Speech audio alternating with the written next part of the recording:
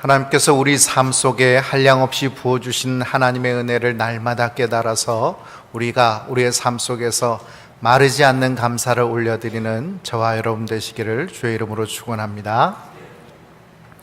오늘은 추수감사주일입니다. 추수감사절이라 함은 영국의 청교도들이 신앙의 자유를 위해 미국으로 건너가서 그 해에 추수한 것을 감사하면서 하나님 앞에 올려드리는 예배가 그 유래가 되어서 우리는 지키는 것이라 생각을 합니다. 그러나 이보다 훨씬 전 성경적으로 분명하게 주어져 있는 말씀이 추수감사절을 이야기하는 것이 바로 오늘 본문의 말씀입니다.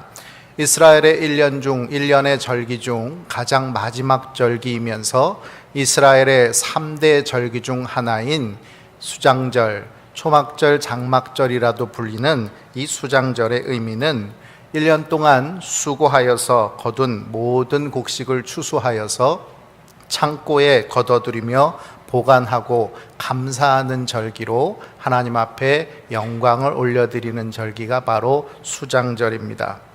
추수의 풍성함 때문인지 하나님께서는 이때만큼은 참 많은 예물을 요구하시는 모습을 우리는 볼 수가 있습니다. 레위기 23장 37절 38절의 말씀을 우리 다 같이 함께 봉독하겠습니다.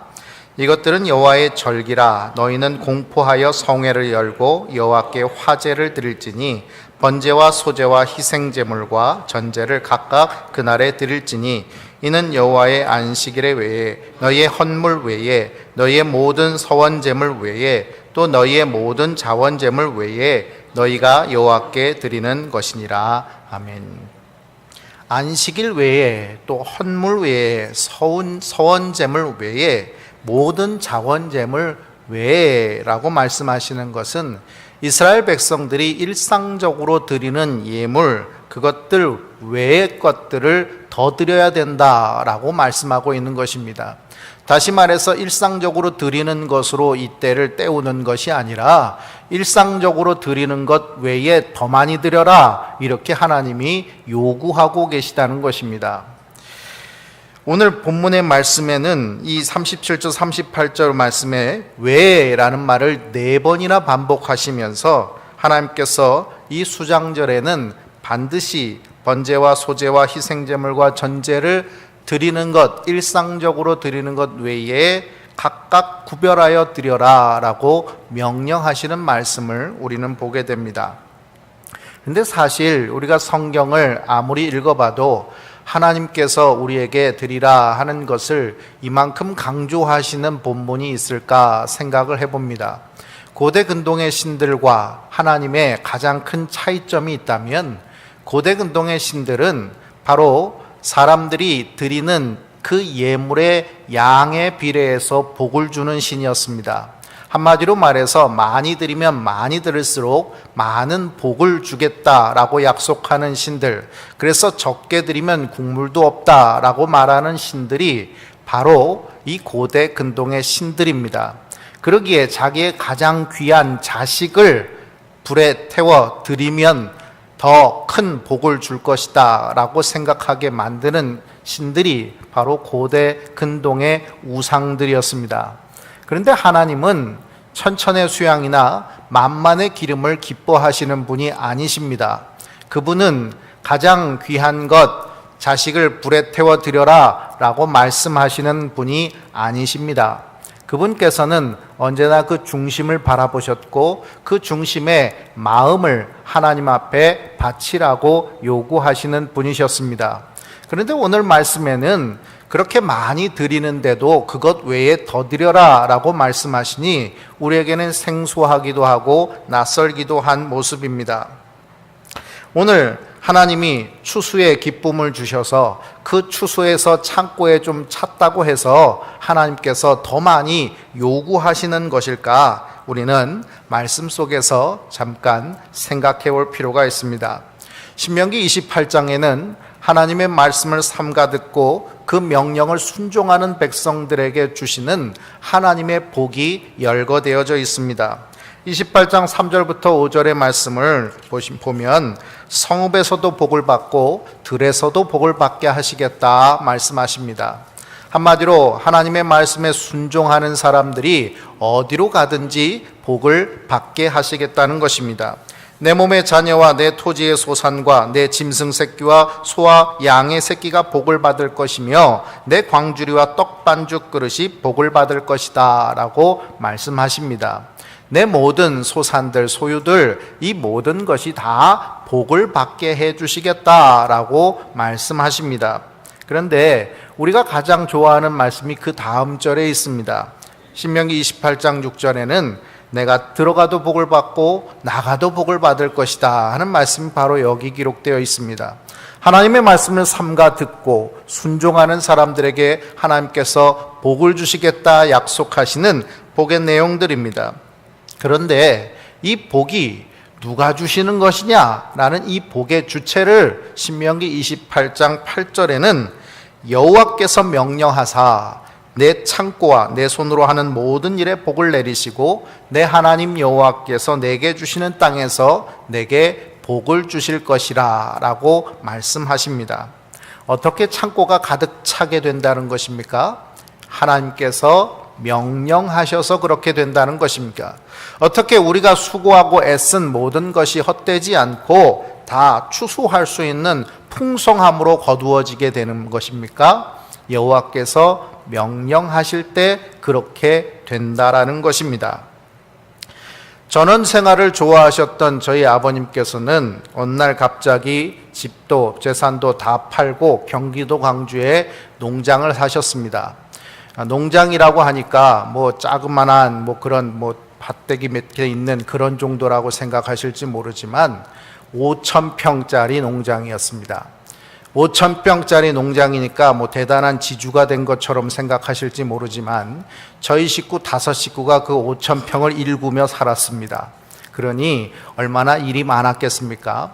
초등학교 5학년 때 이사를 가서 그때부터 저는 주일이면 그 남은 시간을 밭에 가서 일하는 시간으로 보냈습니다.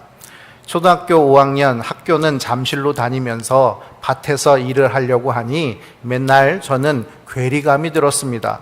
내가 학생인가 초등학생인가 아니면 농사꾼인가 하는 생각이 들도록 농사의 일들은 참 버겁고 많았습니다. 농작물을 하나 추수하려고 한다면 그것은 그냥 되는 것이 아니고 밭을 갈아엎고 바로 그 갈아엎은 가운데서 밭에 있는 돌들을 다 골라내야 됩니다. 마치 밭은 돌을 생산해내는 것처럼 매년 돌을 골라내도 매년 돌은 그렇게 수없이 나왔습니다. 돌만 골라내면 되는 것이 아닙니다. 밭을 만들기 위해서는 그 안에 있는 잡초 같은 것들을 다 뽑아내야 됩니다. 그렇게 다 뽑아낸 이후에 거기다가 거름을 듬뿍 넣어줍니다. 그러면 그 밭에 땅이 거름을 먹어서 그 땅이 기름지게 되고 그 기름진 땅에다가 이제 씨앗을 뿌리게 됩니다. 씨앗을 뿌리게 되면 그 씨앗을 뿌린 이후에 그냥 가만히 두면 모든 것이 자연스럽게 자라고 열매 맺는 것이 아닙니다. 저는 이 농사를 지면서 아담과 하와를 얼마나 원망했는지 모릅니다. 가만히 두면 잘 자라서 열매 맺게 되어 있는 이 하나님의 이 섭리를 죄악으로 깨서 가시덤불을 내고 엉겅퀴를 내게 만든 그 인간들 때문에 내가 이 잡초를 맨날 뽑아야 되는구나. 또 하나는 이 밭에 있는 농작물이 잘 자라기 하기 위해서 이만큼 수고해야 되는구나 하는 생각을 얼마나 많이 했는지 모릅니다.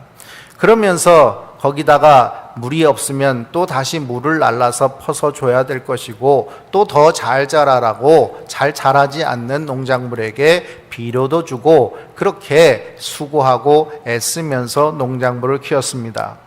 그 덕에 저는 제가 키워서 먹을 수 있는 수박도 참외도 토마토도 딸기도 먹어봤습니다. 제가 직접 키워서 배추도 호박도 콩과 팥도 재배해 보았습니다. 풍성히 추수하는 기쁨도 누려볼 수 있었습니다. 30년이 훨씬 더 지난 옛 일이지만 그때 얼마나 뙤약볕에서 허리도 펴지 못하고 고생했는지가 아직도 제 허리가 아플 때마다 생각이 납니다. 그리고 그 쪼그리고 앉아서 풀을, 그 잡초를 뽑아내고 나면 그 무릎이 얼마나 시큰거렸는지가 아직도 기억에 납니다. 그런데 사실 농작물의 작황이라는 것은 어린아이가 풀을 얼마나 많이 뽑았느냐, 얼마나 물을 잘 날라주고 거름을 잘 줬느냐에 따라서 나타내는 것은 거의 없습니다. 여러분, 초등학교 5학년 때부터 고등학교 2학년 때까지 살았던 그 기간 동안 제가 농사를 지어봤자 얼마나 지었겠습니까? 주중에는 학교를 갔다 오면은 해가 다 지니까 제가 일할 수 있는 일이라고는 일주일에 고작 하루 정도였습니다. 그 정도 일을 하면서 제가 농산물의 모든 작황을 엄청난 추수물로 만들어낼 수 있을 만큼 놀라운 역사를 이루었겠습니까? 사실 이 작황에 가장 큰 영향을 준 것은 제가 수고했던 수고보다는 하늘에서 햇볕이 얼마나 잘 내려졌느냐, 그리고 하늘에서 비가 몇 날 며칠이나 내려졌느냐 하는 것으로 결정이 나는 것이었습니다.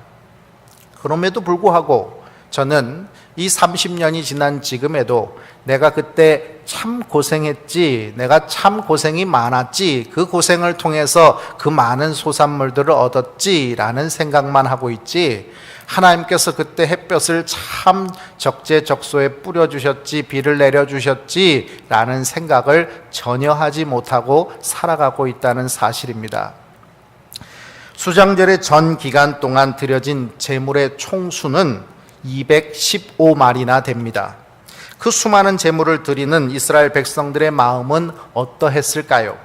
고생해서 걷어들였더니 이젠 하나님이 다 걷어가시는구나 하는 생각이 이스라엘 백성에게 전혀 없었고, 이 모든 것 하나님께 드리는 것이 너무도 기쁘구나, 이런 생각만으로 215마리를 다 잡아서 드렸겠습니까?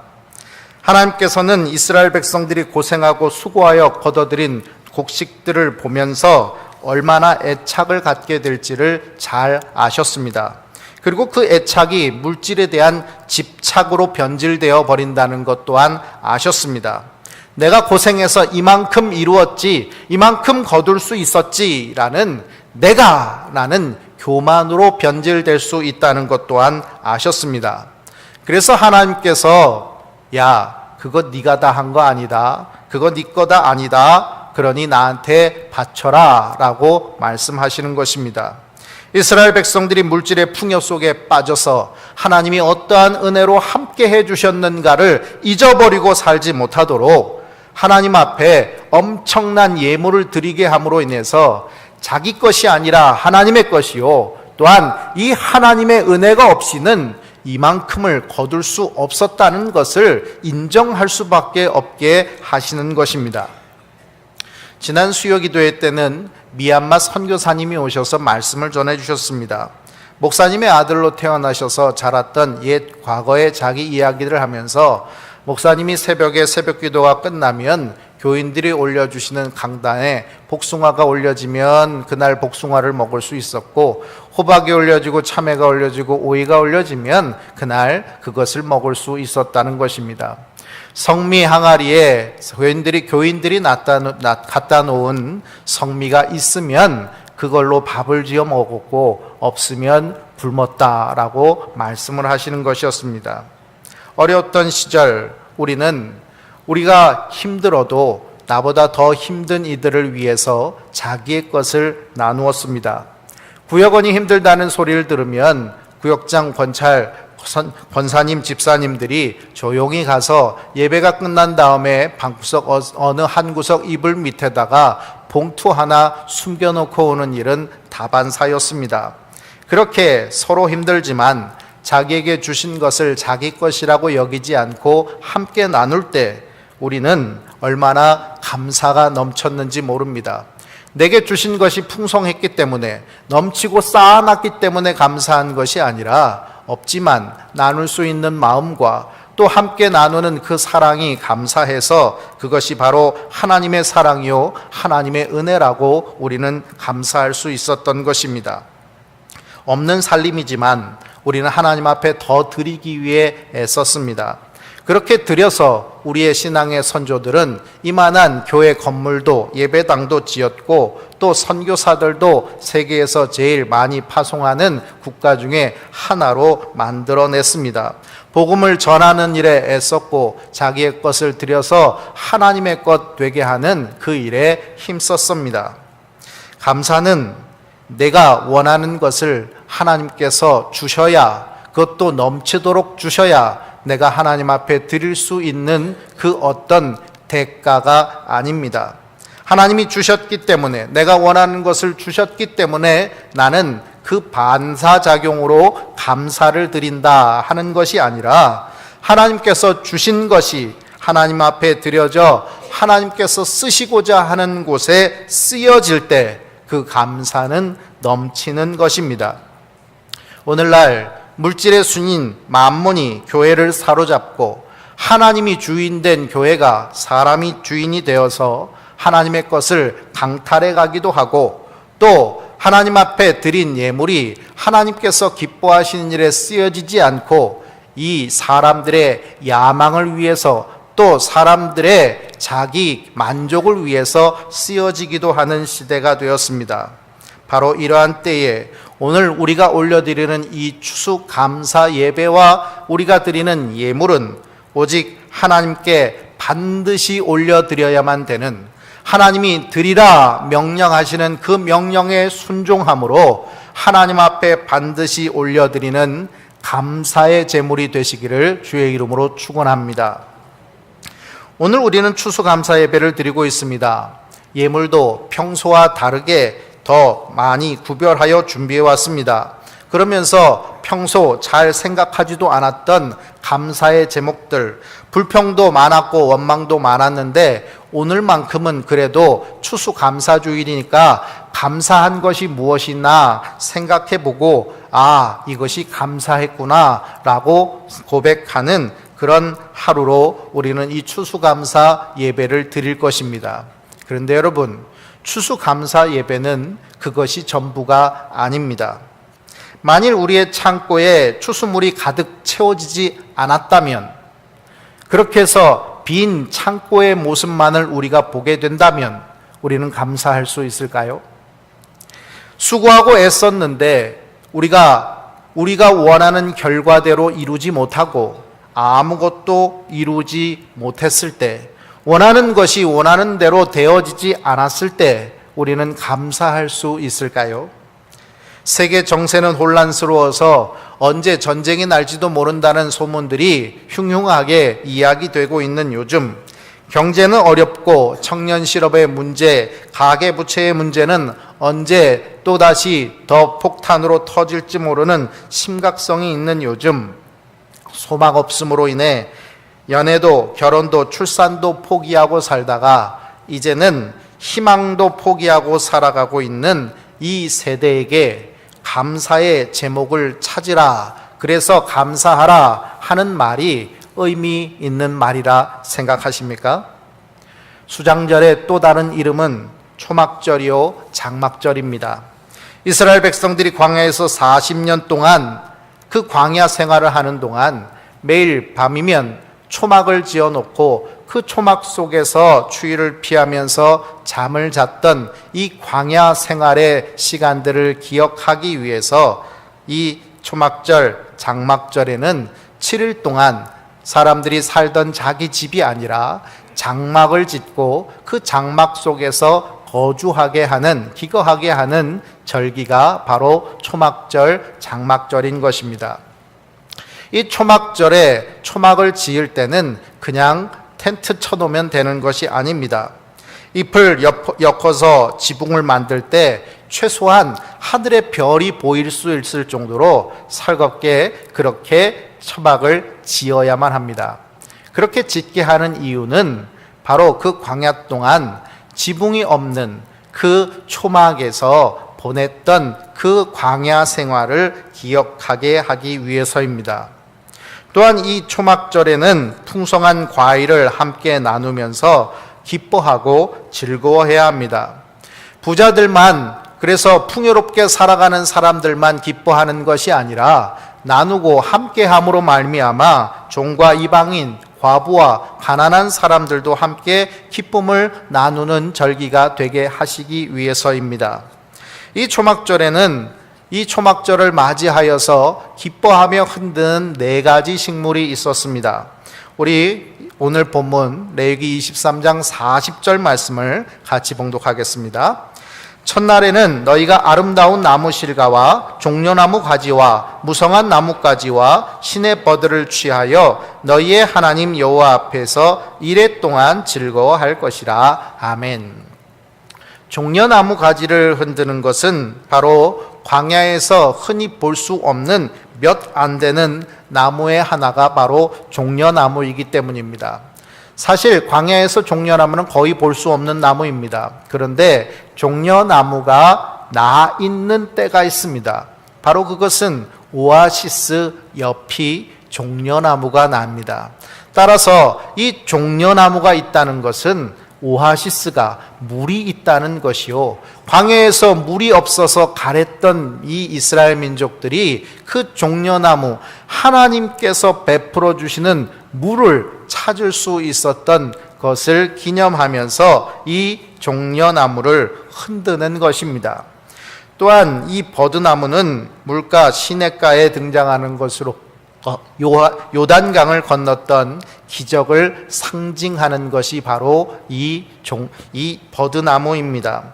요단강 주변에 무성하게 자라나 있는 이 버드나무를 흔들므로 인해서 하나님께서 우리를 이 광야 생활을 끝내고 요단을 건너 가나안을 정복하게 하셨다 하는 것을 기억하는 것입니다. 무성한 가지는 젖과 꿀이 흐르는 가나안 땅을 상징하는 것이요, 아름다운 나무 실과는 가나안 땅에서 거두게 되었던 수많은 열매를 상징하는 것입니다. 이렇듯 풍성한 추수의 계절, 기쁨이 넘치는 절기에 왜 하나님께서는 초막을 짓고 자기의 집에서 거주하던 사람들을 불러내가지고 초막을 짓고 하늘도 바라봐 보이는 바로 그런 곳에서 7일 동안 생활하면서 광야에서의 고난을 기억하게 하시는 것일까요? 장막, 지붕을 통해서 바라보는 광야에서 보는 세계는 어떠했을까요?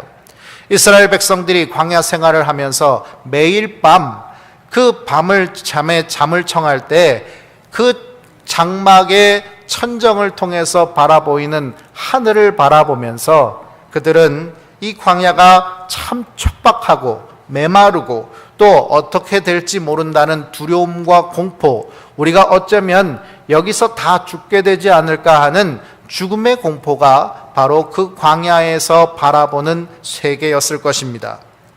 그런데 하나님께서는 그 어둠만 바라보이는 이 광야에서 구름기둥과 불기둥으로 인도해 주셨습니다.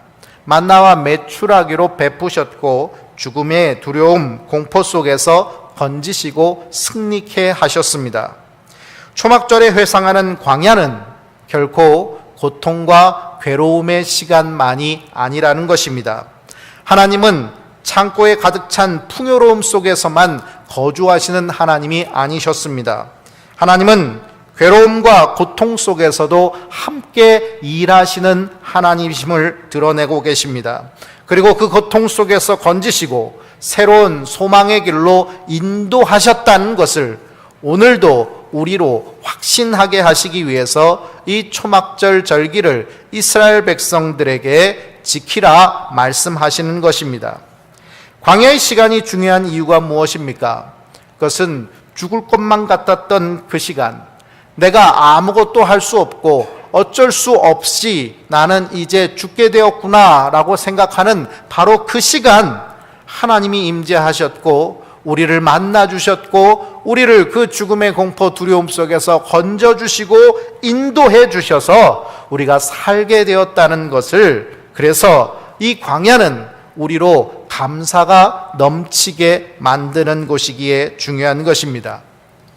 광야에서 가장 힘나는 소식, 그것은 이제 광야의 시간이 다 끝이 났다라는 소리가 아니었습니다. 여러분, 이스라엘 백성들이 광야의 모든 여정을 끝내고 그들은 저 요단 건너에 있는 가나안 땅을 바라봅니다. 그러면서 그 이스라엘 백성들이 저 젖과 꿀이 흐르는 땅, 하나님이 우리에게 약속하신 저 땅이 어떠한지를 정탐해보자 라고 하면서 12명의 정탐꾼을 보냅니다. 하나님이 이제껏 인도해 주셨고 그들을 하나님의 백성으로 삼으시기 위해서 저 가나안 땅을 주시겠다고 약속하셔서 데려오셨습니다.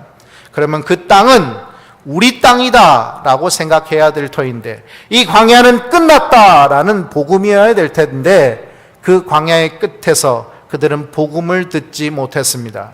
그들은 그 광야 끝에서 이제 우리는 메뚜기 같은 존재요, 우리는 다 죽게 되었다라고 얘기하고 있었습니다. 그 결과 그들은 40년 동안 또다시 그 광야를 떠돌게 된 것입니다. 진정한 복음은 광야가 끝났다라는 것이 아니라 그 광야 속에서도, 광야의 끝에서도, 광야의 어느 곳에서도 하나님이 우리를 도우시고 인도하신다는 사실인 것입니다. 여기에 감사가 넘치는 것입니다. 우리가 하나님의 놀라운 은혜를 기억하는 것, 그것은 언제 가장 크게 기억하게 되는 것입니까? 하나님의 놀라운 은혜를 고백하게 되는 것은 오늘 우리가 기도했던 것이 응답되어질 때 하나님 감사합니다 하는 이 고백 속에 최고의 고백이 들어있는 것이 아닙니다. 내가 간절히 바랬던 것, 수없이 기도했던 것, 그것이 응답되었을 때 하나님 감사합니다 하는 이 고백 속에 우리는 하나님의 최고의 은혜를 감사하고 있는 것이 아닙니다. 언제입니까? 바로 예수 그리스도의 십자가의 죽으심과 부활하심 속에 우리는 우리가 올려드릴 수 있는 최고의 감사를 올려드립니다. 그 감사는 고난의 시간이요, 죽음의 시간이요, 나를 위해서 고통받는 시간, 그 시간을 우리는 감사하고 있는 것입니다. 어쩌면 예수님께는 그 시간이 괴로움의 시간이요, 고통의 시간이요, 죽음의 시간이기에 다시금 떠올리기 싫은 시간이실지도 모릅니다. 그런데 우리는 매 순간순간을 이 십자가의 죽으심과 고난당하심을 기억하면서 하나님이 나에게 주시는 최고의 은혜라고 생각하시는 이유가 무엇입니까? 괴로움과 고통과 죽음이 우리에게 감사의 제목이 되지 않는 것이 아니라 바로 그 순간 역사하신 하나님의 역사가 우리에게 감사의 제목이 되기 때문인 것입니다. 오늘 우리는 어쩌면 창고에 풍성히 쌓아놓은 그 수많은 재물들을 바라보면서 우리는 감사할 수 있을지도 모릅니다.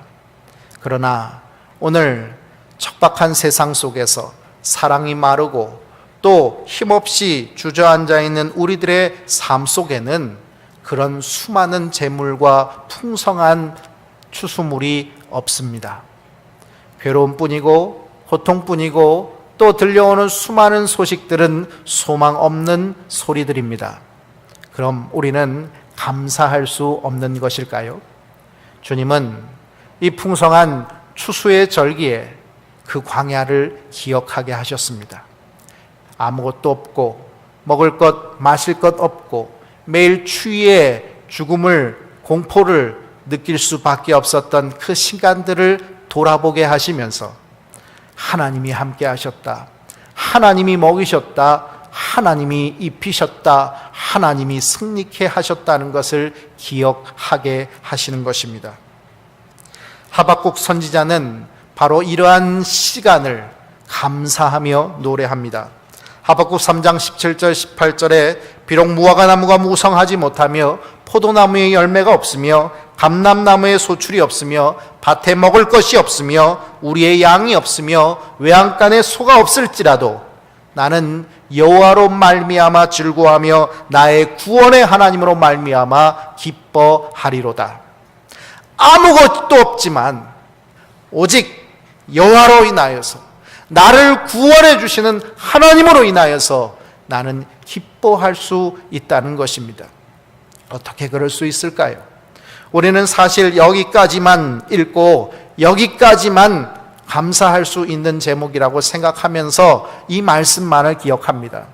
그러다 보니 우리는 도저히 이런 감사는, 이런 기쁨의 노래는 하박국 선지자 같은 영역이 뛰어난 사람, 하나님의 은혜를 놀랍게 체험한 사람만이 할 수 있는 일이지, 나같이 평범한 사람이, 나같이 부족한 예수 믿는 사람이 가능할 수 있는 일일까 생각합니다.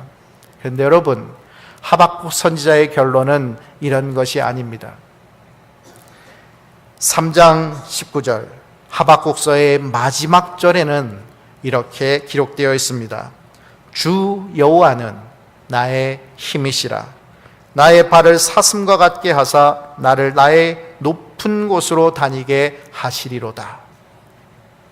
지금은 무화과 나무도 포도나무도 감람나무도 밭에도 양도 외양간의 소도 어떤 것도 기대할 수 없지만, 그러나 하나님이 나의 힘이시다. 그 하나님이 나를 인도하여서 사슴과 같이 높은 곳으로 다니게 하시리로다 고백하고 있는 것입니다. 여러분, 힘없는 세상 속에서 우리는 힘이 필요합니다. 살아가기 위해서 힘이 필요하고, 그래서 내가 살아가기 위해서 힘을 낼 수 있는 소식이 필요합니다. 로또 복권이 당첨됐다, 아니면 월급이 올랐다, 아니면 자식이 대학에 붙었다 라는 이런 소식들이 우리를 얼마나 살 수 있게 해줄까요? 얼마나 오랫동안 감사하며 살아갈 수 있게 해줄까요? 그 모든 소식이 들린 후에 사업이 망했다, 가족이 죽었다 라는 소식이 들려지면 우리는 그 기쁨과 감사가 한순간에 슬픔과 괴로움으로 바뀌어지는 삶을 경험하게 될 것입니다. 우리의 삶은 살아가면서 여전히 기쁨과 감사, 또 괴로움과 고통, 죽음의 소식들을 반복하며 살아가게 될 것입니다. 그때마다 한 번은 기뻐하고 한 번은 슬퍼하면서 그렇게 살아가게 되는 것이 우리 인생일 수밖에 없을까요? 그렇지 않습니다. 그 어느 때도 여호와는 나의 힘이 되십니다. 우리 주님께서 나를 인도하시고 나를 승리케 해 주시는 분이십니다. 그분이 오늘도 광야에서 나와 함께 하시듯 나의 모든 삶에서 함께 해 주신다는 것을 믿으시며 그분께 감사를 올려드리는, 우리의 전부를 드려서 감사를 올려드리는 저와 여러분 되시기를 주의 이름으로 축원합니다. 기도하겠습니다. 아버지 하나님, 우리의 삶 속에 역사하실 때 아버지, 우리는 하나님이 내가 간절히 기도할 때만 역사하는 줄 알았습니다. 하나님 앞에 많은 것을 드릴 때에만 하나님이 응답해 주시는 줄 알았습니다. 그런데 하나님, 우리가 척박함 속에서 괴로워하고 고통스러워하고 하나님을 원망하고 불평하는 바로 그때에도 하나님은 우리와 함께 해 주시는 분이요, 우리가 하나님을 붙들 때 우리의 힘이 돼 주시는 하나님이시라는 것을 우리가 깨닫게 해 주시니 감사드립니다.